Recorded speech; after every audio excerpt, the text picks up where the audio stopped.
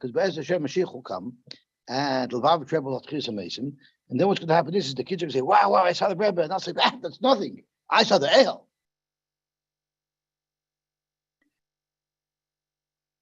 Okay, the ale is already, it's a whole matzah for zich. Okay.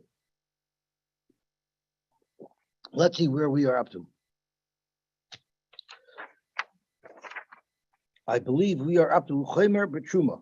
Oh, so we have another day. I got ahead of myself, I think. Are we up to Chomer B'Truma?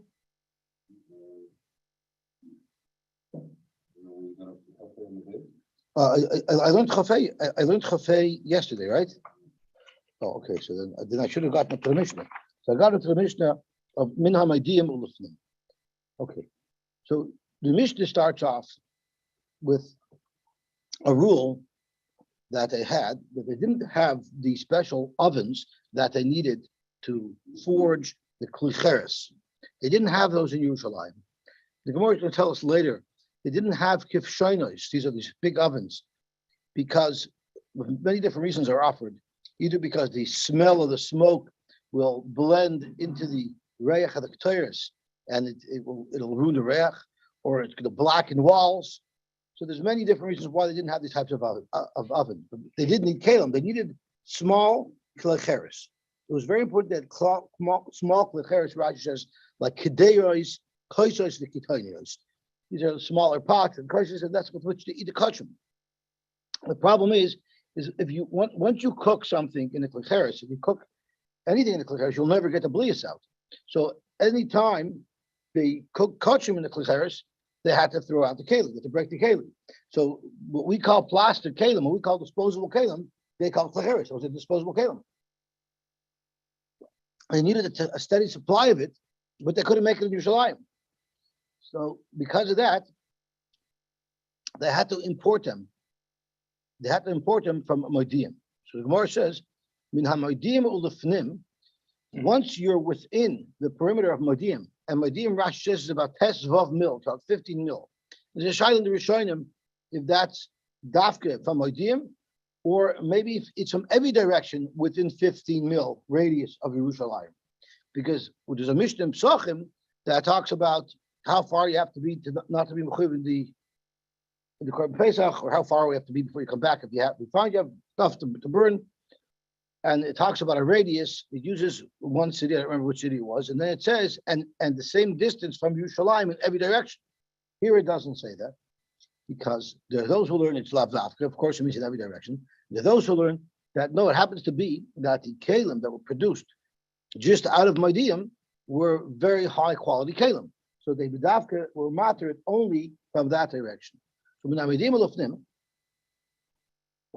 imagine an Amoritz is coming and he's selling these kalim. If you have to assume that an Amoritz is tamei and then the kalim are going to be tamei, how are you going to buy these kalim from him? Now, how are we going to have kalim? So because of that, they made a tekana that min hamodim ulufnim nemonim al klecheres. The people who sell the klecheres are nemoed to say that these klecheres are tar.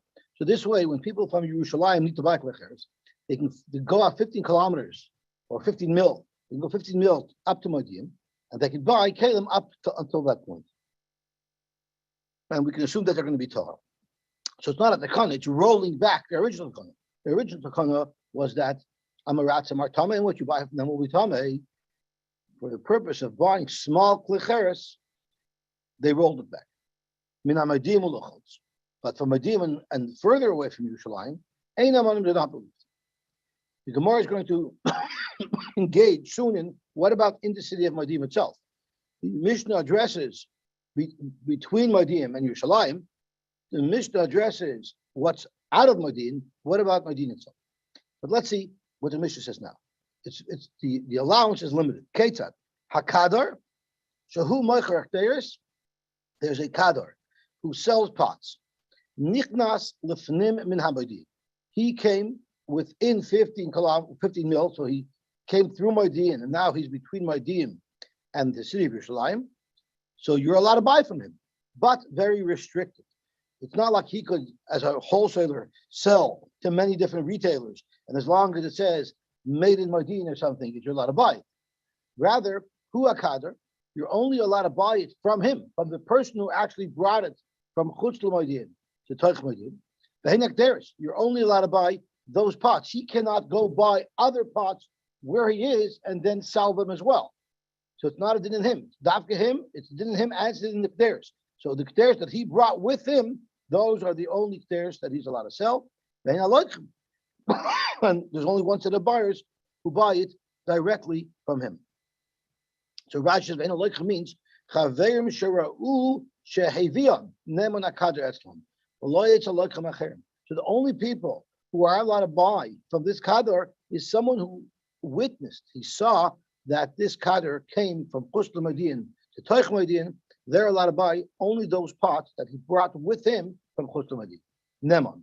Yotza, once the kadar leaves, any neman. It's the same kadar, it's the same kaderes, but once he leaves the Moedin area, he's not believed anymore. So it's a very limited release of restrictions.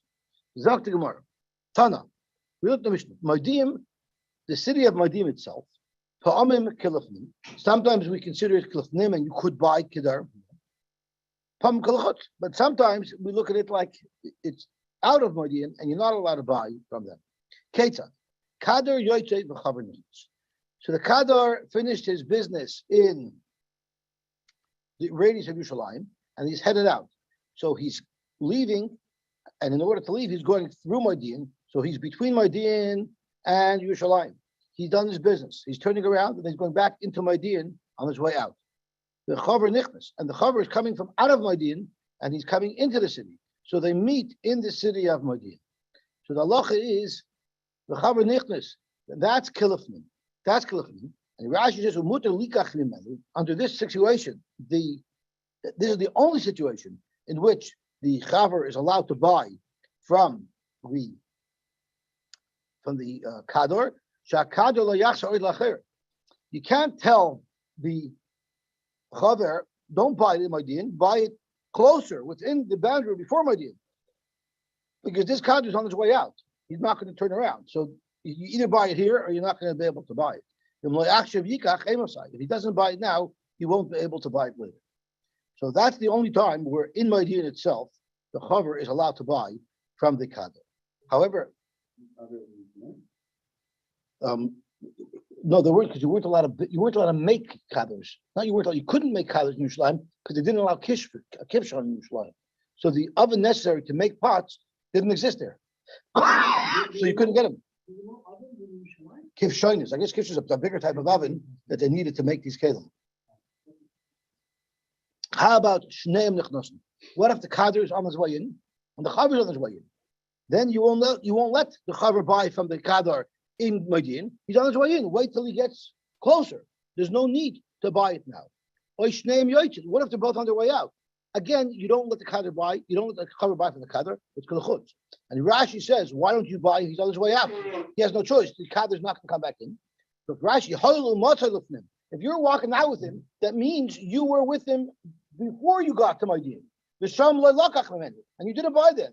Therefore, and the opposite case, in Koshkin, Kadar Nichnas, V'chaver Yoytze, and Koshkin, if the Kadar is on his way into the city, and the Chaver is on his way out of the city, there for sure we won't let the Chaver buy, because let the Chaver turn around. Hoil v'soif HaKadar likanes, lefnim, yachzer HaKaver hatzarech likach likach. Let the Chaver turn around. If the Kadar is on his way in, and the Chaver is on his way out, let him turn around and come back in between Moedim and Yerushalayim and let him buy there. So basically, in the city of Moedim itself, there's only one arrangement in which you could buy from the kadar, and that is if you're on your way in and the kadar is on the way out. We also learned a brayta that supports this. It says a kadar shemocher shekderes, a kadar that was selling kederes. The nichnas lefnim min haMoedim, and he reached the zone between Moedim and Yerushalayim. Time of lefnim. The reason why you're allowed to buy from him is because he's not in Moedin, rather he's already past Moedin, closer to Yerushalayim. If he was in the city of Moedin, there you wouldn't be able to buy from him. But I'm a seifa. Look at the seifa, the same brayta, which is contradictory. Yotza eino neman. Once he leaves Moedin on his way out, can't buy from him anymore. Hamoedin gufa, mashma that if he was in the city of Moedin itself, neman, you could buy from him. Kan bekada yoytze. The chaver nichnas. The only time you could buy in Maydin itself is when the Kaddish on his way out and the Chavish on his way in. Can be Shneim Yoitzin or Shneim Nechnasin, Shmamina. But if they're both on the way in and both on the way out, you're not allowed to buy in Maydin. You have to buy closer to Yerushalayim than Maydin, Shmamina. Beautiful. Talk to more about it. Nemonim b'chlicheres hadakin. You're neman by the klicheres hadakin, which is what we're talking about, small klicheres. L'kodesh for kodesh. In other words, it's neman that you kelim our Torah for kodesh. Once you're neman for kodesh, we learned the gab of the wine as well. Once you're neman for kodesh, you can use it for truma as well. Omer Shlakish, v'hu shenitlin b'yodayachas. We're talking about small kelim, the small kelim that they need in abundance. That's where they have the heter. So how do you define a small keli? If it's small enough that you can carry this pot, this plate, this whatever it is, in one hand, that defines how small it has to be. Even a bigger pot that you need two hands, it's still not big enough to say that it's not allowed. So I'm not sure exactly what the cutoff point is according to Rabbi Yechon. This that you could buy a pot from an Amoritz is only if it's an empty pot. If the pot is full, you're not allowed to, because whatever is in the pot will assume is tamei. We're relaxing the takana lagabi the pot, but not lagabi the contents of the pot. Rabbi Yechon Amar afilu malayin. Even if it's full, afilu apik resusay l'soichay. Apik resusay is a beged. Even if he has his beged, which we know is a din of tumas medris, or a chaver, even apik resusay is still going to matter the keli. Now Rashi says, and I'm going to ask you, and I'm a question. Rashi says by apik resusay. Rashi says, I'm sorry, for Amarava, I feel Malayin. To what I feel Malayin, I feel Mashkin Shaloi, She'ena Shal Kodesh. So Rashi says, even if it's full of mashkin, even if it has his own wine in there, which you wouldn't be able to rely on him, the wine would be tamei. Nevertheless, you could trust him for the keli. But Apikrasase is a beggar. Yom Rava, the Rava said, "Umoide Rabbi Yochanan, the mashkin atzman shem tmein." Rabbi Yochanan is moide that the mashkin itself in the barrel that he's selling would be tamei. Right, so that's very weird, right? It's like contradictory. Don't think that's unacceptable, because we a couple of days ago learned exactly a case like this. What was the case where we learned? We learned that there's a machlokes Beis Shammai and Beis Hillel, which eventually Beis Hillel agreed to Beis Shammai. And what was the case? He had a two-story house with a trapdoor in between the first floor and the second floor. And there was a mace on the first floor. So because of too much oil, not only is everything on the first floor tamei, which is where the mace is, but even everything on the second floor is tamei. What if you put a big klicheres vat over the trapdoor? So now you have the gabay shel klicheres blocking the tumah from going through. So normally a klicheres that's tar does not let tumah to go through, and therefore anything that's on the second floor remains tar. But Beis Shammai said, we have to be choshim. That the kalim of an amaritz are tamei. If that klicheres that's blocking the hole is tamei, it wouldn't be mafsek l'pei tumah. Therefore, we're going to say it doesn't work and it's going to be the tamei. But the problem was, Beis Shammai said, right, that was the issue where nobody understood Beis Shammai. Beis Shammai said, but the mashke that's in the klicheres, we're going to allow. The problem was why. So the Gemara said, because if you tell the Amaretz that he's got to throw out his mashke and he's got to throw out his klicheres, he's going to say, I'm not telling, maybe you're telling. He won't listen to you. Only things that he could fix, that he could toivel, those things were the things that Beis Shammai hold you won't be able to save. Remain tummy, but something that's of total loss, like Harris and Oichel and the Mashkin, those items, even the Shammai are moided that we're not kosher. So the Alta Tamashari Lagin Malay Mashkin, if on that second floor you had a metal bottle full of Mashkin, Lagin Tamaim, the bottle will be Tamei Tuma Shiva, because we say that it's Tamei Mace, because the Keli won't be matched with the Mace, Umashkin Tarin, but the Mashkin will be Tar. So that's the opposite of this case, but it's also contradictory, but that's how the Rabbanim Tekanas of Tumah work. What about if the trapdoor itself is made out of hair? Does that prevent the mace according to Beis Shammai the Tumah from going up? Yes, because anything that's not Tamei, anything that's not Tamei will be mafsek l'pei Tumah. It's not just the keli, the door itself could be made out of. If it's made out of hair, so it's not Makal Tumah. I believe so. Zok the Gemara back here. Hagaboyin shenichnasu l'toich habayis. What happens if there's Jewish people who work for Revenue Canada and they're coming to seize things from your home to collect on the taxes? I'm sure these guys are very well loved in shul. The people that work for the government and audit their friends. You get into fights in shul with the guy, the next day you get a letter from the CRA. We want to have a closer look at your finances. In other words, Gabayim and Ganovim, it's the same thing. You know, anybody who works for CRA, I got it. Like everyone knows the famous story where someone says, "Wustit Yankel?" Oh, Yankel's a rule. Wustit Ambrida? Oh, there's Ochagan. Right? So that's how the Gemara is saying. There's the Gabayim, the people who work for the Canadian government to seize assets of people, and the Ganovim are also the same boat. Sheikh Ziru Esakedim. So two cases. Either Gabayim started ripping through someone's house to find things to seize, or Ganavim that had a change of heart and they decided they wanted to return Kalim that they stole. They're believed to say that we didn't touch anything and therefore it's going to be tar. Look at that. Rashi says, beliefs are kodesh, but not for truma. We're talking about the chaymer b'kodesh. So like kodesh, they have a more of an ema. So therefore, they're Neman. Okay, so let's see the Gemara weiter. Why did Rashi say the Melech Nafri? Is no such thing as a Melech Yisrael? It's going to be very relevant in just a moment. So Gemara weiter. Now this Mishnah is actually going back, and this part of the Mishnah is a continuation of the Kador Gemara. So until now we said you can buy small kelim min hamodim ulufnei. What about in the city of Yerushalayim itself? The city of Yerushalayim itself, Namanam ala Kodesh, and you're going to see there you're Naman even to buy big kalim in the city of Yerushalayim itself.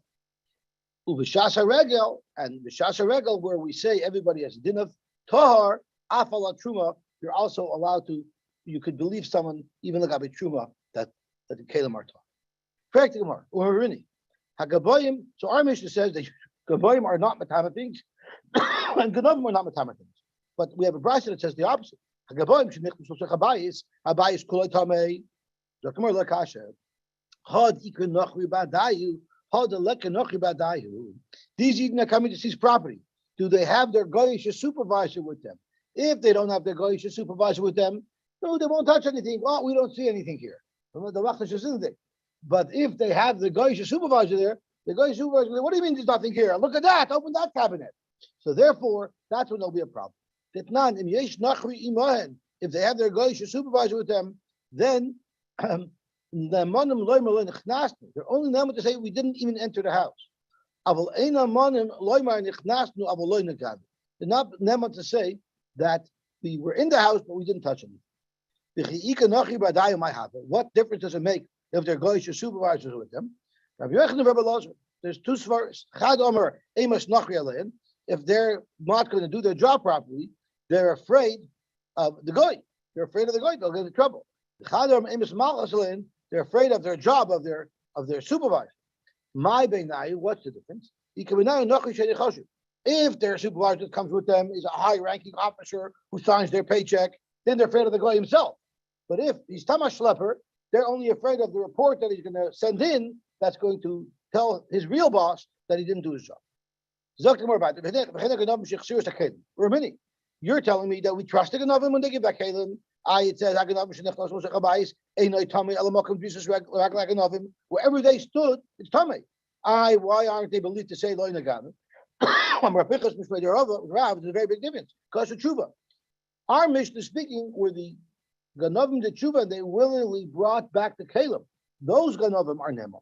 But if they didn't bring it back, then you have to assume they're Rishayim, and therefore wherever you know they were, you have to assume it's Tamei.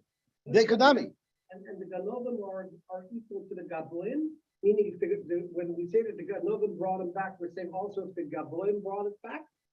No, the Gaboim don't bring things back. Right. The Gaboim, the question is if they touched anything while they were there. The Katani, the Katani Shechziru as a Kalim Shmamina. Our Mishnah uses the words Ganovim that returned the Kalim, which would indicate that they willingly brought it back. That shows they did tshuva, and therefore they're never to say Lo Nagana. Ubi Yerushalayim nemen al kodesh, tonen amonim al klicheres gasin la kodesh. In Yerushalayim, they're even nemen on big kalim, all types of kalim. Rashi says, "V'chol shkin yadakim." Okay, zok to Gemara weiter. V'chol kach lama. Why do we need to allow to buy kalim from Idiim or bigger kalim in Yerushalayim? It's because sheinoisin kivshoinos b'Yerushalayim. They didn't make kivshoinos in Yerushalayim, and people need kalim, and because of that, they had to allow you to buy kalim from a distance. That was one of the prat. Another prat is the smoke will mix with the Keter smoke and make it smell bad. There's a lot of different svaras that are offered. Rashi mentions Aval Bale Alishka Hamoisher Nisachim L'Tzibur Dailam B'Nechnasul Tachir L'Sham Bilbad Haminim Alachavis. So Balabatim are allowed to buy as far as Moedian, but the base of Mikdash and each kalim they're only allowed to buy from Yerushalayim. How do we know that B'Shas HaRegel everything's tahar? Where do you know this from? This is a beautiful pasuk. Amar Rabbi Yeshua ben Levi de Omakra. It says, "Vayasef kol ish Yisrael ela ir ki ish echad chaverim." Everybody gathered together. Rashi says this is not even by a happy occasion. This is by pilegish begiviksiv shenesu kol Yisrael begiva. And you see when Klal Yisrael comes together, they're all considered chaverim. Hakasav also kulum chaverim. The regel shas asifim. So you see, when Yidden come together, that creates a katusha tahira. So it's like what we say on Erev in Kippur, Anu matir l'spal in the mavaryonim, or like chelbana. It's one of the simonim of Torah that are ma'akev, even though it doesn't smell good. But Klal Yisrael reaches the greatest heights, and we all are uplifted when we're together. When we're together, we're all uplifted. And therefore, even the Amaratzim attain a higher level of kedusha. The whole boat floats. Zok tehelig mishtavayt. Someone opened up a barrel on Yom Tov. Now, no one who's selling wine, he buys in the barrel and sells it by the bottle. Nobody wants to have it become tummy because then he won't get any customers. On Yom Tov, everything is considered tar, so I don't have to be so careful with who's buying from me, who's touching everything in my store. So therefore, I'm going to open up my barrel. What happens if we're at the end of Yom Tov and I know I'm not going to be able to sell out? And after Yom Tov, if an Amoritz touches it, it's going to be tummy. So I don't know if I want to open up this barrel now because it's going to cost me money. In other words, I might sell a quarter of the barrel, but I'll still have the rest of the barrel. I'll be stuck with it. So if somebody opens up his barrel on Yom Tov, or someone who sells dough and he starts selling new dough, I'll go for regal on Yom Tov. Rabbi Yehuda says that even after Yom Tov, he can continue selling it, and we say it still is tahar. The Chacham said no. Right after Yom Tov, we say that it's tameh, and therefore he would not be able to continue selling. I'm sorry. I hear. So Yosef Rab Ami, Rabbi Yitzchak Nafcha, Akila the Rabbi Yitzchak Nafcha. They were sitting there by the gate of Rabbi Yitzchak Nafcha. Pasachad v'Omar, Maushi Yanicha l'Regalach. I opened it up. Could I save it? So obviously the question is according to the Rabbanan. According to the Rabbanan, we say it's tamei. Could I save it for next Yom Tov? Right? Why should it be any different than what we discussed about the Gitos? B'shasa Gitos, we assume that the barrels of wine and oil are tar, and if it's past the Shasha Gitos, remember the Gemara said earlier, just tell the Amoritz who owns the press to put it back in his warehouse and sell it next year. Right? So the question is, could you do the same thing? Amalei Idich. So the other one answered him and said as follows: Yad hakol mamash mishambra. Everyone's touching it on chalamoy, which means it could become tamei. The at amrit yani chenel reglacher. According to the Rabbanan, it's tamei after Yom Tov. So what do you mean save it till next Yom Tov? Everyone touched it; it's tamei already. Amar lei. So he said, I don't understand. Atu ad ha'idna lav yad hakol mamash mishambra. On chalamoy as well, everybody was touching it. Yet the Chum still says tar. So maybe they'll put it away till next year. Bishlam until now on chalamoy. Tumas ama oretz beregel rachmanut tahara. The pasuk says it's tar. We had a pasuk that says vayesef polish Yisrael, right? Kishechat chaverim. Elahashto, but now after Yom Tov, tamei, it's tamei. How can you suggest that we should put it away for next Yom Tov? So the question is, by the Gitos, it does work. So why doesn't it work here? I don't understand. I thought right before it was over, he was questioning, should I fast close it up now? Now that it's still tar. No, it's not still tar because all these Amaratim touched it. So even if no Amarit touches it after Yom Tov, the fact that someone touched it on Yom Tov, Yom Tov wasn't over yet. Question. right? So he closes the barrel. Now it's the day after Yom Tov. It's tummy according to the Rabban. It's tummy because they touched it before. It's the same on Amarit. Nothing magical changed. They only have a temporary. There's only a temporary allowance to sell on Chalamoid, but it's a glory Muslim Afreya that someone told me touched it yesterday. So it's only a waiver for the Chalamoid period, according to the Rabban. But the question is, why can't you save it till next year? Why should it be different than the gas? So the Acharayim are master very, very simple. What's the reason why by the gas we say it's Torah? Not because of some magic. It's because it's been proven that any person who owns a gas makes sure that it's perfectly Torah. They cleaned it out 70 days before. They're very sure. So we have a logical reason to say that it's not tummy. So therefore, we can be silent that it's not tummy. Here, there's no reason to say it's not tummy. It's only because of Yom Tov we're saying everything's good. But technically, the same chashash is there, and therefore we won't let you save it till next time. So that's my name of Ketanoi. Let's suggest that whether or not, according to the Rabbanon, you're allowed to save it for next year, you're told them a tonight. One bride says you could save it for next Yom Tov. So this seems like exactly our discussion. My love tonight. That's more lie. The bride that says you could leave it for next Yom Tov, Rabbi Yehuda. That's going to look like Rabbi Yehuda. Is going to look like Rabbanon. Effectively, you can't say that. The Tizbara, according to Rabbi Yehuda, you have to leave it for next Yom Tov. Rabbi Yehuda Yigmar Kalmar. Rabbi Yehuda says you don't have to save it till next Yom Tov. You can continue selling the rest of your barrel even after Yom Tov. Ella, Hadikatani Lo Yanichena is Rabbi Yehuda. So what does it mean Lo Yanichena? Yanichena, and the bride that says Yanichena is according to Rabbanon. Means even according to Rabbanon, you are allowed to save it till next year. Why, according to Rabbi Yehuda, you don't save it till next year? When it says Lo Yanichena, you don't put it away for next year, it's because according to Rabbi Yehuda, there is no reason to put it away. You could even sell it now, the cheskas to hire.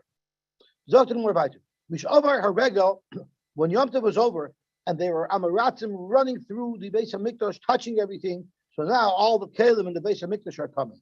So because of that, Ma'avirin Altair Sarzara. They have to toible all of the Kalim in the Azara, because they were touched by everybody.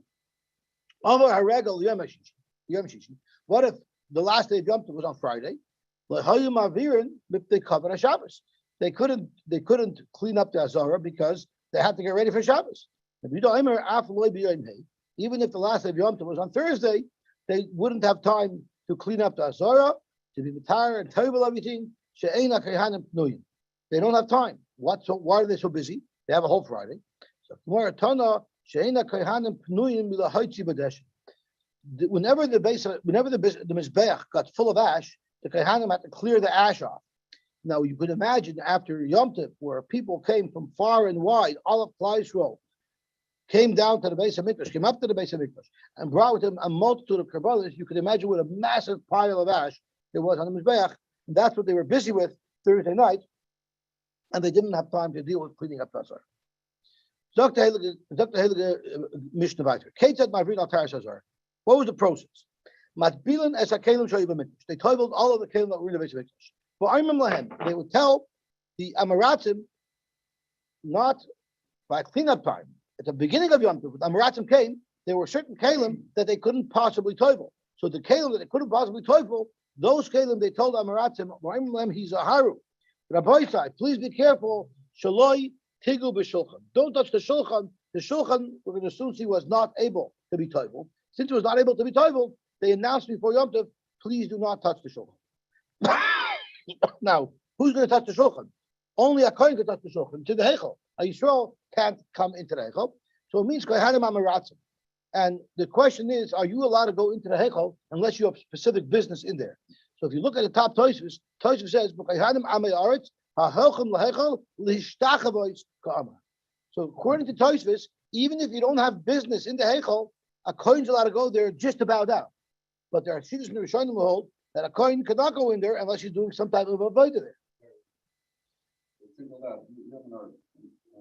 I don't know if they did that. Maybe they announced it to everybody. If you're an Amma Oretz, I'm the best an Amma Oretz, please be careful. Or maybe they told everybody not to touch it. Maybe they told everybody not to touch it. Kol HaKelim, Shoy B'Mikdash, all of the kelim that were in the Beis Hamikdash, yesh lahem shnin u'shlishin. They had replacements and even two replacements. Shem nitmar yishonim yaviu shniim tachtei. Kol hakelim shei b'mikdash tu in the field. They all have to be toivel. Chutz b'mizbech hazav, except for the mizbech hazav u'mizbech and the choishes. Why? Mipnei shehen kekarka, because we look at them like this. Karka. Why? Shakasav kare mizbech adama. The Torah refers to the mizbech and the choishes as mizbech adama, and we're going to soon see that there's a hekesh between the mizbach, the choishes, and the mizbach hazov, so they're considered karka, and karka doesn't become tummy. The Rebbe Lezer,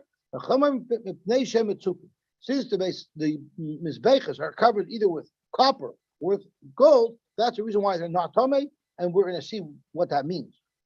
Tana, Izharu, be careful, Rabbi Isai, Shema tigel b'shulchan, be careful not to touch the shulchan, uva menorah, or the menorah. The Tana de Dan, my time, aloy tani menorah. That branch seems to hold that the menorah can't either toivel. But our Tana seems to say it's only the shulchan that cannot be toivel. Why? It's up to Gemara. Shulchan ksiv beit tamid. By the shulchan it says that there has to be lechem aponim lefanai tamid. Tamid means it's got to be there 24/7. Right? We know that even when they were replacing the lechem aponim, they slid one in but pushed the other, and they pushed the other one out. So there was always lechem aponim on the shulchan. So how could you take part of the shulchan and take the toivel? You're going to miss the tamid, because for those moments that you're toivel in the shulchan, the lechem aponim will not be lefanai tamid. And the menorah like siv beit tamid. So right away you can ask, what are you talking about? How is ner tamid? We know there says tamid by the menorah. So Tosfos explains that the tamid by the menorah means a daily thing, like the carbon tamid. It's not going on all day. It's a daily scheduled thing. So to the menorah had to be lit every day. For Tosfos, what about the ner ma'ravi that was always lit? And for Tosfos that was b'derech neis, that's not a issue of tamid. So it says tamid by the menorah. It doesn't mean it has to be there 24/7, 365, but it does say that by the menorah, by the shulchan. Ve'edich, here in the chsiv, that's a menorah. Noichach shulchan. The other mandamar says that since it says by the menorah, it says it's noichach shulchan. Command the chsiv ba tamidam. We learn it from shulchan. Just like the shulchan has to be there all the time, you can't remove it. So too the menorah cannot be removed. Ve'edich, and what about our Mishnah holds the menorah can be removed? That that's a menorah noichach shulchan is just to tell us where it was placed in the Beis Hamikdash. In fact, the more technically the chli'etz ha'asu l'nachasu. Why don't you say? Why do you have to come on to tamid? Why don't you say that the reason why you don't toivel the shulchan is because the shulchan doesn't become tamid? Why doesn't the shulchan become tamid? Because it's a chli'etz that's not made to move around. It's a chli'etz that's made to stay permanently in one place. And the rule is the whole chli'etz ha'asu l'nachas. Something built in, something wood that's not made to move around. Loy metami doesn't become tummy at all. So maybe that's the reason why. Maybe that's the reason why you don't have to toivel the shulchan. My timer. Where do we know that a kliyet that you can't move around does not become tummy? Because dumi the sakbaina. When the Torah talks about the tumas of kalim, it lists off a whole bunch of kalim, including kalim of eights, and in the list the Torah also says sak. So we compare anything that's going to become tummy has to be done to a sack. To a sack. Masak mitaltel molivarekum. Just like a sack, it's normal to carry it when it's empty, but even if it's full, it's designed to carry around as well. Afkal mitaltel molivarekum. So too, anything that's carried molivarekum, it's something that'll be makabel tumah. But a big cabinet, when it's full, you're not going to be able to move it around, and therefore that's something that's not in the category of tumas kelim. In fact, Gemara, what are you talking about? Hai nami mitaltel molivarekum. The shulchan is also metaltal molivarekum, and that's why it is makabel tumah, and therefore it's the tamid that says that we cannot toivel. Kiddush shlokish. From shlokish we see that the shulchan can be carried around. From shlokish, my dichsiv ala shulchan hatahar. It says no ala shulchan hatahar. Why does it have to mention the shulchan that's tahar?